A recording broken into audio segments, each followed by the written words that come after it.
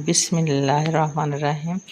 और उन्होंने कहा कि इन पर कोई फरिश्ता क्यों नहीं नाज़िल किया गया, और अगर हम किसी फरिश्ते को अतार देते तो सारा किस्सा ही ख़त्म हो जाता, फिर इन्हें कोई मोहलत ना दी जाती।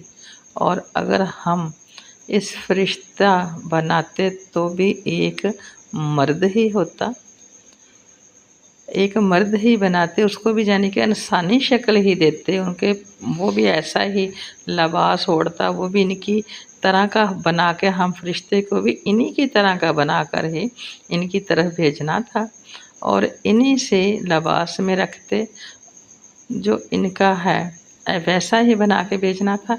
तो फिर इन्होंने क्या उज़्र करना था पेश, इन्होंने बहाना बना लेना था कि ये तो फरिश्ता है, ये जो काम करता है हम कैसे करें, हम तो इंसान हैं। फिर इन्होंने इस तरफ आ जाना था। तो अब फरिश्ता मांग रहे हैं, यानी कि अल्लाह ने हमारी तरफ कोई फरिश्ता क्यों नहीं भेजा, हम ही में से हम रसूल यानी कि हम जैसा रसूल बना दिया। अल्लाह ताला कहता है हमने तुम्ही में से तुम जैसा रसूल हमारा यानी कि ना भेजा, तो इसलिए कि तुम्हें आसान हो उसकी बात को समझना।